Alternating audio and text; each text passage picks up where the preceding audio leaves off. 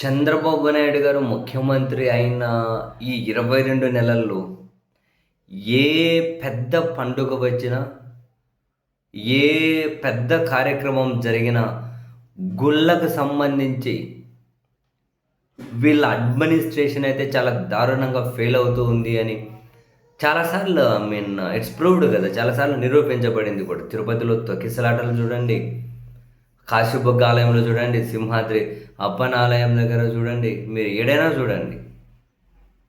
ఇంకా శ్రీశైలంలో మొన్నటికి మొన్న స్వాముల మీద లాఠీ చార్జీ చూడండి.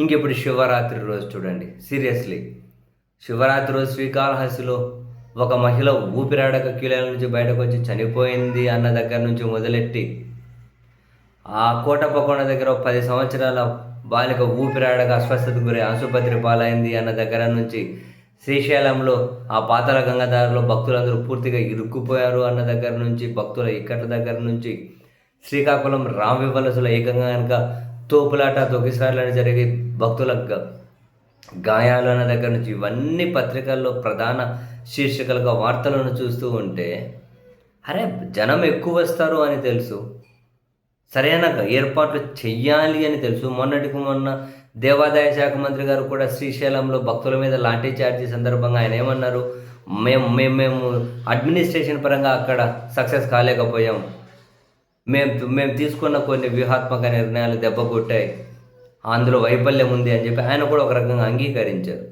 ఇన్ని జరిగిన తర్వాత కూడా పగడ్బందీ చర్యలు తీసుకోకపోతే డెఫినెట్లీ శివరాత్రి రోజు శివుని క్షేత్రాలు భక్తులతో కిటకిటలాడతాయని చెప్పి తెలిసి కూడా, మరీ ముఖ్యంగా మహిళలు చిన్నపిల్లల భద్రత విషయంలో కనుక జాగ్రత్తలు తీసుకోకపోతే ఎవరు బాధ్యత వహించాలి? ఈ జస్ట్ ఇమాజిన్ ఇటువంటి పరిస్థితి జగన్మోహన్ రెడ్డి గారు ముఖ్యమంత్రిగా ఉన్నప్పుడు కనుక జరిగి ఉండింటే, అబ్బో మతాన్ని ముందుకు తీసుకొని వచ్చి, దేవుణ్ణి ముందుకు తీసుకొని వచ్చి, ఆ టీవీ ఛానల్లో పగిలిపోయేట్టుగా టీవీ స్టూడియోలో వాళ్ళు చెప్పే వార్తలు అండ్ పత్రికలు గింతల అక్షరాలతో ఇంతలా ఫాంట్ పెట్టి రాసేవాళ్ళేమో. శివ ఏంటిది? జగన్మోహన్ రెడ్డి గారి సర్కార్ కావాలని అలసత్వం చేస్తుందా? భక్తులను గుళ్ళకు రావాలంటే భయపెట్టేలా చేస్తుందా? భక్తులకు నరకం చూపెడుతుందా? ఇదేం ప్రభుత్వం? ఇదేం కథ? ఈ పండుగలంటే వాళ్ళ కోపమా? ఇంక మనం చెప్పలేము.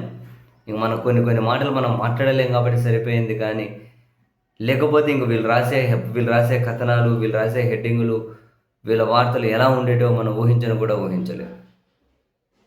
సరే, అపార్ట్ ఫ్రమ్ పాలిటిక్స్, రాజకీయాన్ని కాసేపు పక్కన పెట్టినా కూడా మనం పక్కన పెడతామేమో. ఒకవేళ ఇప్పుడు అధికారంలో ఉన్న వాళ్ళ పార్టీలకు సంబంధించి పత్రికలు వీళ్ళ అధికారంలో లేకపోయి ఉంటే ఇంక మనం అసలు భూమండలం బదలైపోయేది. ఆ హెడ్డింగులు చూసి దారుణమైన విద్వేషం నింపేవాళ్ళు. కానీ అవన్నీ పక్కన పెడితే కనీసం ఇటువంటి ఇటువంటి కొన్ని ప్రెస్టీజియస్ డేస్ అయినా, ఒక పండుగల రోజైనా భక్తులు పోటెత్తుతారని తెలిసినప్పుడైనా జాగ్రత్తలు తీసుకోవాలి కదా. ఎక్కడికక్కడ కొన్ని వీడియోలు చూస్తున్నాం, భక్తులు క్యూ లైన్లో డౌన్ అని నినాదాలు, భక్తుల ఇక్కట్లు, ఇవన్నీ కళ్ళ ముందు సాక్షాత్కరింపబడుతూ ఉన్నాయి కదా. మరి ప్రభుత్వం దృష్టి పెట్టాల్సిన దేని మీద? దృష్టి పెడుతున్నది దేని మీద? దేవుడితోనూ, మతాలతోనూ, గుళ్ళతోనూ రాజకీయాలు చేయడం తర్వాత సంగతి. ఆ పని చేయకూడదు. దానికంటే ఫస్ట్ చేయాల్సిందేంటి? వాటిని పరిరక్షించడం, ఏమంటారు, దైవ దర్శనం కోసం వచ్చిన భక్తులను, వాళ్ళ భద్రతను పరిరక్షించడం.